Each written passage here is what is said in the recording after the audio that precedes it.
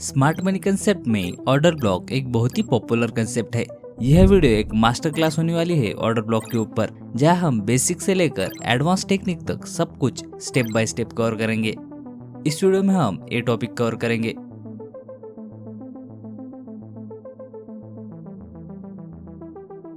तो सबसे पहले जानते हैं हम ऑर्डर ब्लॉक क्या होता है।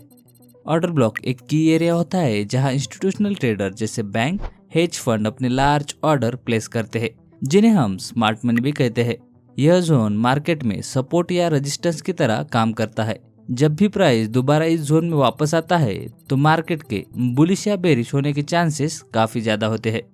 ऑर्डर ब्लॉक दो टाइप के होते हैं, बुलिश ऑर्डर ब्लॉक और bearish order block.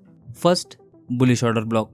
Bullish order block तब बनता है जब मार्केट में लार्ज बाय ऑर्डर प्लेस किए जाते हैं। जब मार्केट स्विंग बनाते हुए अप ट्रेंड में होता है तो लास्ट बेरिश कैंडल ही बुलिश ऑर्डर ब्लॉक होती है। जब प्राइस वापस इस बेरिश कैंडल के एरिया में आता है तो बायर फिर से एक्टिव हो जाते हैं और प्राइस वापस से बुलिश मूव करती है।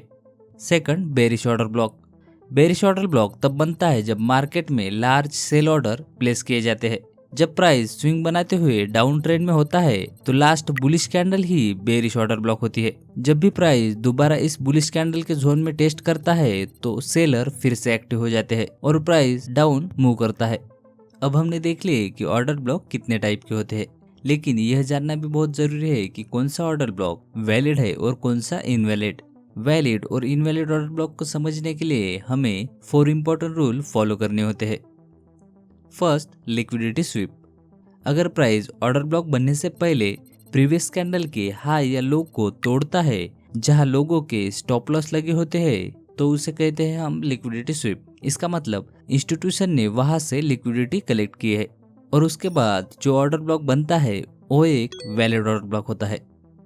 लेकिन प्राइस प्रीवियस कैंडल के हाई या लो को तोड़े बिना ऑर्डर ब्लॉक बनता है तो एक इनवैलिड ऑर्डर ब्लॉक माना जाता है। सेकंड, इम्बैलेंस या फेयर वैल्यू गैप। एक रियल ऑर्डर ब्लॉक के बाद आता है स्ट्रॉन्ग इम्पल्सिव मूव, जिसमें एक गैप क्रिएट होता है जिसे हम कहते हैं एफवीजी यानी फेयर वैल्यू गैप। अगर 3 कैंडल के स्ट्रक्चर में फर्स्ट और थर्ड कैंडल के बीच में गैप होती है तो वो एक वैलिड ऑर्डर ब्लॉक होता है। लेकिन अगर ऑर्डर ब्लॉक के बाद प्राइस का मूव स्लो या साइडवेज होता है और कोई स्ट्रॉन्ग मूवमेंट या गैप नहीं दिख रहा तो वहाँ इम्बैलेंस नहीं है और ऐसे ऑर्डर ब्लॉक एक इनवैलिड ऑर्डर ब्लॉक माना जाएगा।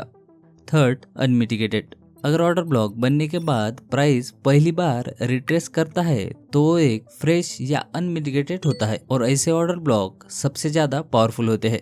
लेकिन अगर प्राइस पहले से ही उस ऑर्डर ब्लॉक जोन को एक से ज्यादा बार टेस्ट कर चुका है तो ऑर्डर ब्लॉक मिटिगेटेड हो चुका है। इसका मतलब ऑर्डर ब्लॉक ऑलरेडी फिल हो चुका है और वहां से स्ट्रॉन्ग रिएक्शन आने के चांसेस कम होते हैं। इसी वजह से ऐसे ऑर्डर ब्लॉक को हम इनवैलिड ऑर्डर ब्लॉक कहते हैं। Fourth, market structure break. अगर ऑर्डर ब्लॉक के बाद मार्केट में प्रॉपर ब्रेक ऑफ स्ट्रक्चर या चेंज ऑफ कैरेक्टर दिखता है तो उसे वैलिड ऑर्डर ब्लॉक माना जाता है। ब्रेक ऑफ स्ट्रक्चर का मतलब होता है ट्रेंड कंटिन्यू होना और चेंज ऑफ कैरेक्टर का मतलब होता है ट्रेंड रिवर्सल होना।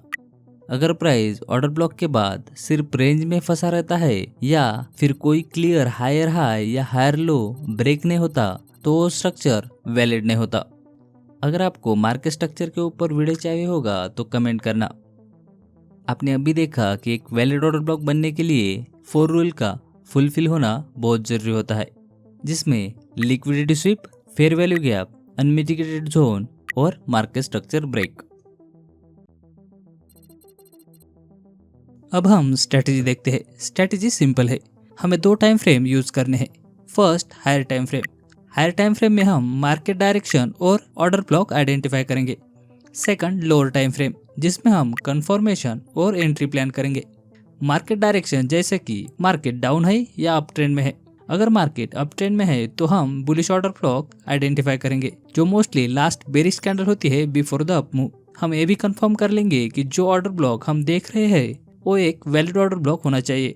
उसके बाद हमें वेट करना है कि प्राइस वापस से उस ऑर्डर ब्लॉक जोन में आए। जब प्राइस ऑर्डर ब्लॉक जोन में आता है तो हमें इमीडिएटली लोअर टाइम फ्रेम में शिफ्ट कर जाना है कंफर्मेशन के लिए। लोअर टाइम फ्रेम पे हमें वेट करना है कि मार्केट में चेंज ऑफ कैरेक्टर आए। जैसे ही चेंज ऑफ कैरेक्टर कंफर्म होता है, हम यहाँ ट्रेंड के हिसाब से ऑर्डर ब्लॉक आइडेंटिफाई करना है और वहां से अपनी एंट्री प्लेस करनी है। आपको ये याद रखना है कि एंट्री का जो टाइम फ्रेम होगा वो हमेशा एनालिस्ट टाइम फ्रेम से मिनिमम 2x लोअर होना चाहिए। एग्जाम्पल के लिए अगर आप एनालाइज 4 आवर चार्ट पे कर रहे हो तो एंट्री के लिए आप 15 मिनट चार्ट यूज करोगे। आप एक कॉम्बिनेशन यूज कर सकते हो। अब हम चार्ट देखते हैं। यह है बिटकॉइन का 4 आवर का चार्ट, हमारा हायर टाइम फ्रेम। मार्केट में क्लियर अप ट्रेंड दिख रहा है, जहां मार्केट हायर हाई और हायर लो बनाते हुए अपसाइड मूव कर रहा है। अब हम चेक करते हैं कि क्या ये ऑर्डर ब्लॉक वैलिड है या नहीं। उसके लिए हमें अप्लाई करने हैं 4 rule: liquidity sweep, fair value gap, unmitigated zone और मार्केट स्ट्रक्चर ब्रेक। ये सब कंडीशन मैच हो रहे हैं तो यह जोन बन गया हमारा एक वैलिड ऑर्डर ब्लॉक। अब हम सिर्फ वेट करेंगे प्राइस के वापस इस जोन में टच करने का। अब हम शिफ्ट होते हैं 15 मिनट चार्ट पे लोअर टाइम फ्रेम में कंफर्मेशन और एंट्री के लिए।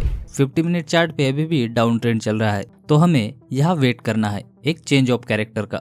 चेंज ऑफ कैरेक्टर तब होता है जब कोई स्विंग ब्रेक हो जाता है। इसका मतलब डाउन ट्रेंड खत्म और मार्केट अपसाइड जा सकता है। चेंज ऑफ कैरेक्टर के बाद जो बुलिश मूव आया है उसके अंदर हम न्यू ऑर्डर ब्लॉक आइडेंटिफाई करेंगे। एंट्री ऑर्डर ब्लॉक पे स्टॉप लॉस रहेगा हमारा ऑर्डर ब्लॉक जोन के थोड़ा नीचे और फर्स्ट टारगेट रहेगा हमारा 1:2 रिस्क टू रिवॉर्ड, जिसमें हम हाफ पोजीशन क्लोज करेंगे। सेकंड टारगेट होगा या तो स्ट्रक्चर तक या हम ट्रेलिंग भी कर सकते हैं। अगर मार्केट अपसाइड कंटिन्यू करता है और आपको और एंट्री लेना है तो आप नए ऑर्डर ब्लॉक पे और एंट्री ले सकते हो। जैसे आप देख सकते हो यहाँ एक ऑर्डर ब्लॉक है, आप यहाँ एंट्री कर सकते हो लेकिन लो रिस्क के साथ। रिस्क मैनेजमेंट के लिए आप फर्स्ट ट्रेड 2% रिस्क के साथ लो, सेकंड और थर्ड 1% पर ट्रेड। ये है निफ्टी का 15 मिनट चार्ट। यहाँ हम higher time frame 15 minute use करेंगे और लोअर टाइम फ्रेम 1 मिनट। आप देख सकते हो मार्केट में यहाँ डाउन ट्रेंड चल रहा है जिसमें इम्बैलेंस और ब्रेक ऑफ स्ट्रक्चर भी हुआ है। अब हम यहाँ एक वैलिड ऑर्डर ब्लॉक मार्क करते हैं। जब प्राइस ऑर्डर ब्लॉक के जोन में टच करता है तो हम 1 मिनट टाइम फ्रेम में शिफ्ट होते हैं ताकि हमें कंफर्मेशन मिल सके। यहाँ ऑलरेडी चेंज ऑफ कैरेक्टर हो चुका है। अब हम रिसेंट ऑर्डर ब्लॉक आइडेंटिफाई करेंगे और वहाँ सेल ऑर्डर प्लेस करेंगे। एंट्री हमारी ऑर्डर ब्लॉक पे होगी, स्टॉप लॉस ऑर्डर ब्लॉक के ऊपर और टारगेट हमारा मार्केट स्ट्रक्चर तक। अगर प्राइस ने फिर से एक ऑर्डर ब्लॉक बनाया तो आप और ट्रेड प्लेस कर सकते हो लेकिन कम रिस्क के साथ। गाइज, इस स्ट्रैटेजी बहुत इफेक्टिव है लेकिन सिर्फ सीखना काफी नहीं है। आपको इस स्ट्रैटेजी को बैक टेस्ट करना होगा, अलग अलग स्टॉक और करेंसी पेयर पे ट्राई करना होगा और सबसे important proper risk management follow करना होगा। अगर आपको ये वीडियो अच्छा लगा तो लाइक और सब्सक्राइब जरूर करें। मिलते हैं नेक्स्ट वीडियो में।